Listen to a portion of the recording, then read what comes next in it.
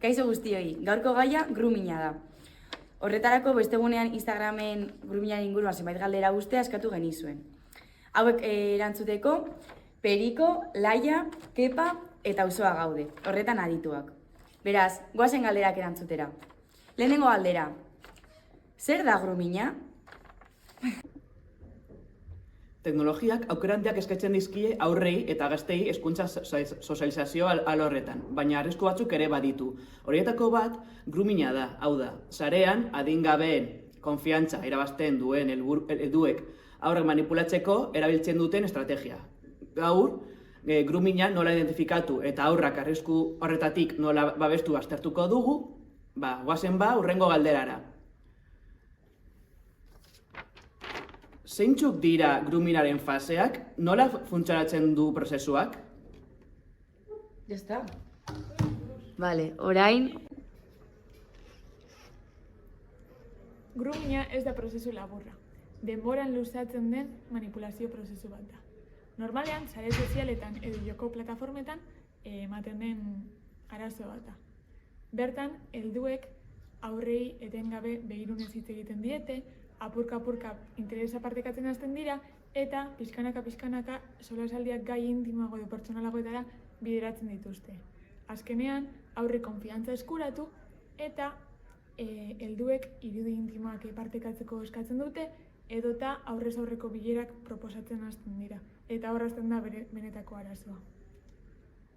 Nola identifika dezakegu guk edo guraso edo tutoreek aur batek groominak jasaten duela?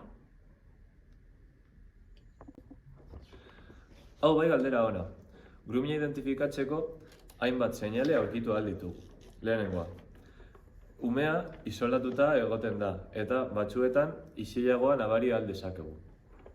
Baita ere, denbora gehiago ematen du online aplikazioen gainean, batez ere komunikatzeko aplikazioetan.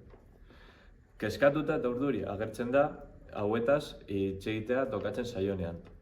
Eta interneten egiten duena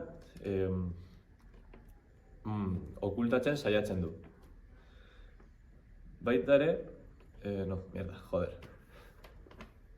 ¿Qué te faltaba? Nada, si me he liado. Ah, vale. Era en plan decir la pregunta, ¿no? Sí, eso. Zer neurri har ditzakete tutoreek edo gurasoek groominaren aurka? Bale, prebentzioa funtsezkoa da eta aurrak groominaren arriskutik babesteko hainbat prebentzioa har ditzakegu. Adibidez, alde batetik, aurrak arriskuak identifikatzen eta haien pribatutasuna babesten jakitea. Beste alde batetik, erabiltzen dituzten tresnak eta aplikazioak edo sare sozialak erabiltzen eta haien arriskuak ezagutzen jakitea. Eta baita ere, gurasoei horren aurrean tresnak ematea eta kontrol tresna modukoak ematea sare sozialen inguruan. Eta noski, hemendik garrantzitsuena da, susmorik izatekotan, ahalik eta lehenago esku hartzea eta poliziari deitzea edo prebentzio programetan sartzea. Eta hau izan da guztia, gustatu bazaizue, like eman eta datorren astera arte, agur!